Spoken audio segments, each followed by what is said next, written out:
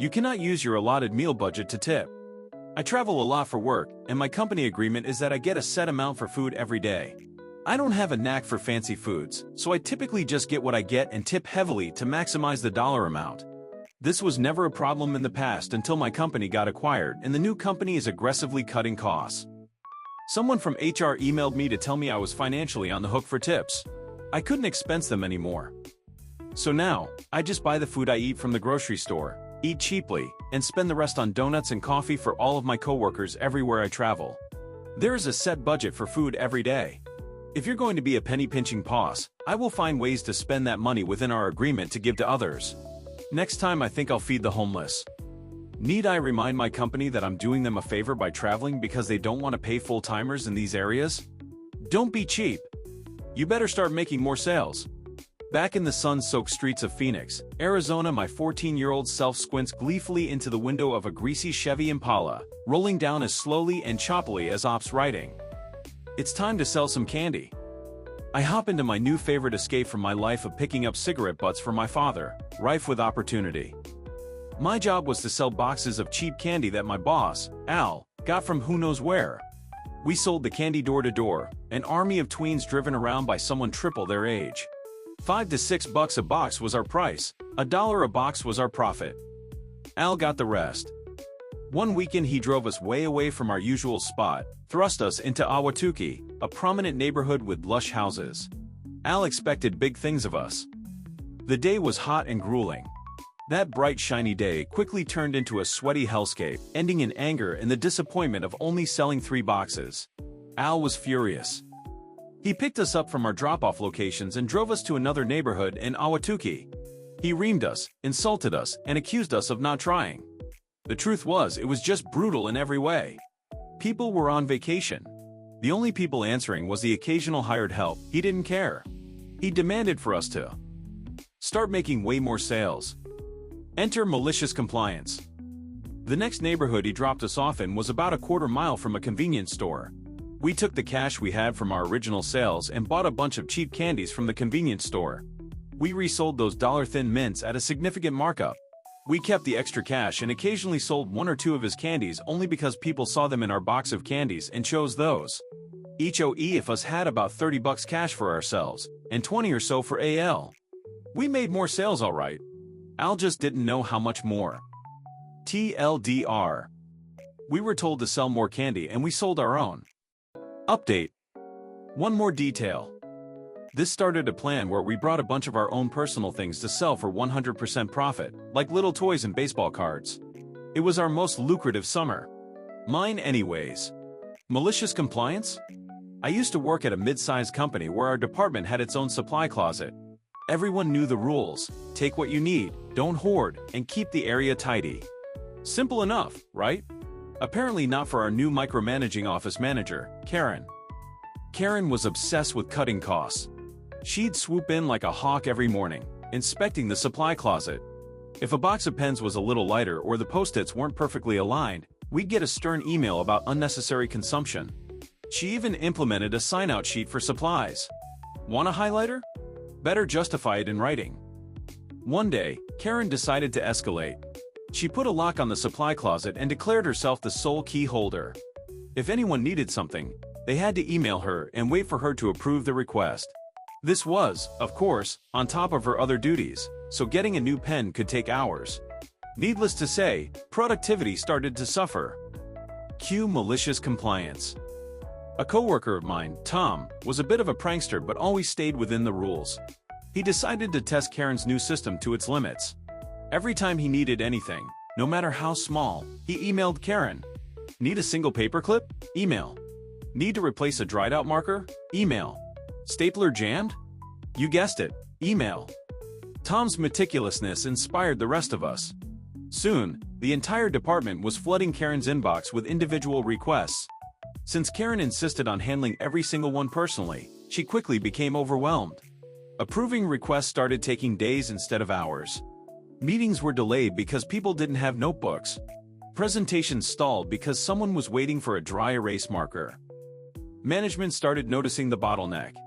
Our department's performance metrics were plummeting, and everyone pointed the finger at the supply chain fiasco. Karen tried to defend her system, claiming we were being wasteful and needed structure, but the evidence was clear: her micromanagement was backfiring. After a particularly disastrous week, upper management stepped in. They not only revoked Karen's authority over the supply closet but also gave her a formal reprimand. The lock was removed, the sign-out sheet disappeared, and we went back to the honor system. Karen, humiliated, kept a low profile after that. As for us, we may have lost a week of productivity, but the petty satisfaction of watching Karen drown in her own bureaucracy was worth every second. I made freight late because you couldn't compromise. So a few years ago I got back into truck driving after my daughter was around 2 to 3 years old. There weren't many companies who would take someone that had been out of the game that long, so I had to settle on one of the bigger companies. What a mistake that was. Before this I had no issues as professional truck driver with having driver-facing or inward-facing cameras. I don't do anything illegal or stupid behind the wheel, so it didn't matter. It does now. This company had stuck the camera that faced inwards and outwards along the area where the visor would cover the windshield. As most things like this happen, it was a recordable offense to have the visor not only block the sun from laser beaming me in the face, but having the visor down block the camera. I got calls about it constantly. I asked them what I should do. Don't cover the camera. But the sun limits my vision. Don't cover the camera. I can't stick anything on the windshield to block the sun. This is unsafe. What do you want me to do? Don't block the camera. Can you move it somewhere else? No. How am I supposed to see during sunrise and sunset hours? Don't block the camera.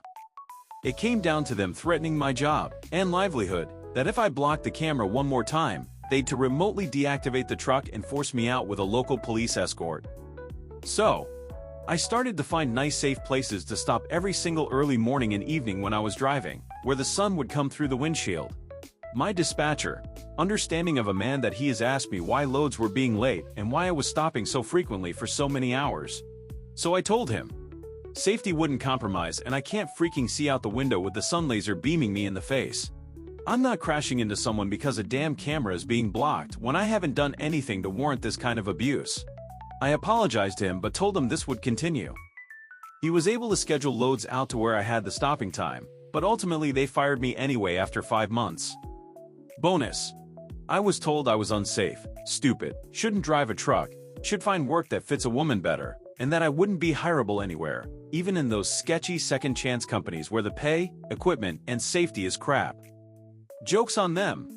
After 2 years of running for a company that treats me like I'm a human being and not some seat-warming robot, 4 of their little company trucks have been seen by little old me in the ditch or median on I-29 this year after a 2-day winter storm. My truck?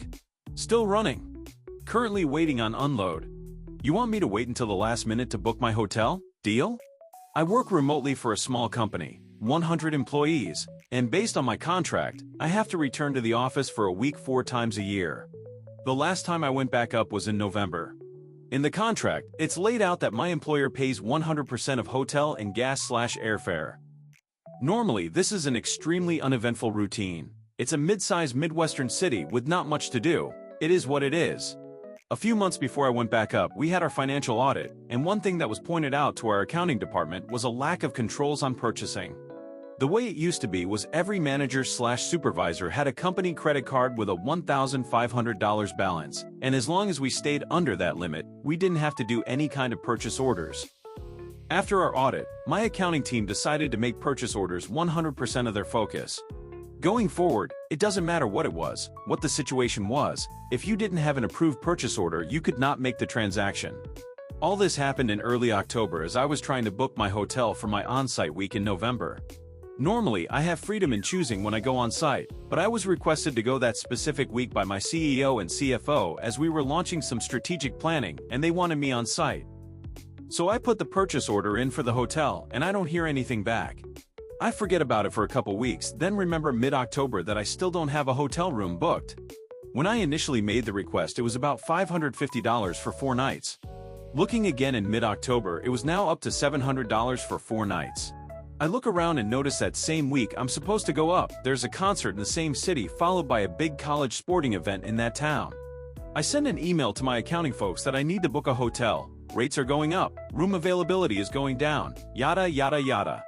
I get a tersely worded email back saying that everyone has different priorities and my purchase order will be addressed once all the ones before it are done. So I sit back and wait and keep checking every other day and keep seeing prices go up.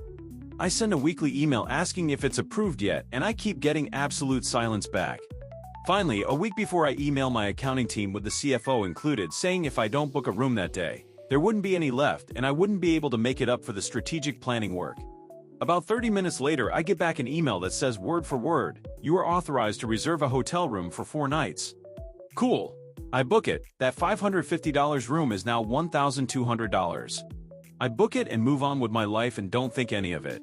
Last week, I got around to uploading my credit card receipts and submitted my expense report, which included that $1,200 hotel stay.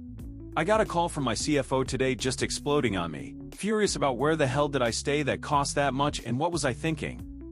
I very calm just forwarded the original purchase order and all the emails I sent saying that prices were raising. I had dead silence on the phone as he read through the email chains and just said for fuck's sake, then hung up. At the end of the day, all supervisors got an email that the purchase order system was being shut down until they could figure out how to manage it better. Don't want to reimburse me? Okay. I work as a breakfast cook for the largest hotel chain in the world at a 4-star, single-lettered hotel in the largest French-speaking province in Canada. Each cook is given a stipend of $200 to buy personal equipment, peelers, rasps, knives, etc. I bought a 7-inch non-stick, ceramic frying pan for myself. They have 7-inch Teflon pans here already, but due to people not taking care of them, they are mostly scratched. It is worth noting that our current chef was brought in to lower the cost of the kitchen, so our quality of food has gone down drastically. During the holiday break while I was off, they bought new egg pans, but they were 8 inches instead of our traditional 7. When I filed my receipt, I was told by HR that the pan I bought wouldn't be reimbursed. I paid $35 for it. They told me that the hotel is supposed to cover the cost of pans, so too bad, so sad. Okay, fine then. I will use your larger pans for omelets. Now, our omelets are too big for the plates, and I have to use more inventory to make the omelets look like we aren't skimping on our product. Good thing you guys wouldn't pay me back for the pan that costs half the price of what you bought the new pans for at a larger size and cost. And now I have a nice egg pan for at home. Whatever. She wanted her gender reveal to be unforgettable, so I made sure it was, and put out a fire while doing it. This happened last weekend, and I still can't believe the chaos that unfolded. My coworker, Ashley, has been planning her gender reveal for months. She was set on making it the most epic event ever. She rented out a section of a busy park, invited about 50 people, and kept hyping it up like it was going to be a legendary moment. At one point, she mentioned she was going to set off a huge smoke bomb to reveal the gender. I'm talking a massive smoke bomb that would cover the entire park with thick, colorful smoke. She was convinced it would be amazing and unforgettable. Now, I've seen a lot of gender reveals, but this sounded like a disaster waiting to happen. So, I raised some concerns. I said, Ashley, are you sure this is allowed at the park? I know they have some strict rules about fireworks and pyrotechnics. Have you checked with anyone first? She waved me off and said, it'll be fine. No one will care. The park will love it. It's just a little smoke. I wasn't convinced, so I tried again. Ashley, that's not just a little smoke. That thing is huge, and it could easily catch fire or cause a panic with the neighbors. Have you thought about how dangerous it could be? Ashley laughed and said, you're just saying that because you've never done something this cool. Trust me, no one will care. It's going to be incredible, and you'll be jealous you didn't think of it. At that point, I realized there was no stopping her. She was determined to go through with it, no matter the consequences. So, I decided to fully comply with her plan. She wanted it big? Fine. I'd let her have it, and make sure it was unforgettable in every possible way. The day of the reveal, I show up to the park. Ashley's grinning like a maniac, holding this massive smoke bomb in her hands, ready to light it up. I'm not about to let her handle that thing by herself. No way. I'm going to make sure the reveal is unforgettable, but I'm not going to let her burn the place down in the process. She lights the bomb, and within seconds, a huge cloud of blue smoke starts filling the air. But as the smoke rises, something goes wrong. A spark from the bomb lands on the dry grass below it, and the grass immediately catches fire. Ashley sees the fire and starts panicking. Put it out! Put it out! She screams at me. So, I do exactly what she tells me. I grab a nearby bucket, fill it with water, and dump it on the fire, putting it out before it can spread. But as I'm doing this, Ashley freaks out. "What the hell are you doing?" She yells. "You're ruining the reveal. It's supposed to be unforgettable, not about putting out fires." I just look at her and say, "Well, the fire needed to be put out before it spread. You didn't think a giant spark from a huge smoke bomb could catch the grass on fire." She's livid now. I don't care about the fire. The point was for everyone to see the smoke and get excited. You ruined it. While she's yelling, fire alarms start blaring in multiple nearby houses. People think there's a real fire, and 911 calls start coming in. The fire trucks arrive, sirens blaring, and now we've got a full-blown emergency response happening because of a gender reveal. The firefighters start walking door to door, checking for actual fires, and when they realize it's just a smoke bomb, they're not happy. They give Ashley a hefty fine for violating public safety regulations and causing a disturbance. Meanwhile, the park staff is furious, and they shut down the event early. The park is evacuated, and everyone is stuck standing around in the smoke while the fire trucks block the road. The next day at work, Ashley walks in, fuming. "Can you believe what happened?" She rants. The fire department was totally overreacting, and the neighbors were acting like it was the end of the world. And you ruined the whole thing by putting out the fire. I needed that to burn for the full effect. I just smiled and shrugged. "Ashley, I did exactly what you asked. You told me to put out the fire, and I did. But maybe next time, think about the consequences before lighting off a giant smoke bomb in a public park." She went absolutely red in the face and called me unsupportive and overbearing, saying I should have let it burn. But honestly, I just complied with her request and followed through. She wanted an unforgettable reveal, and I made sure she got exactly what she asked for, just with a little extra fire safety along the way. TL, Doctor, Ashley planned a huge gender reveal with a giant smoke bomb. It caught fire, set off alarms, caused chaos, and got her a fine. She told me to put out the fire, but then got mad when I did exactly that. Thanks for watching. If you liked what you saw, make sure to give a thumbs up, subscribe, and ring the bell for more videos. See you soon again.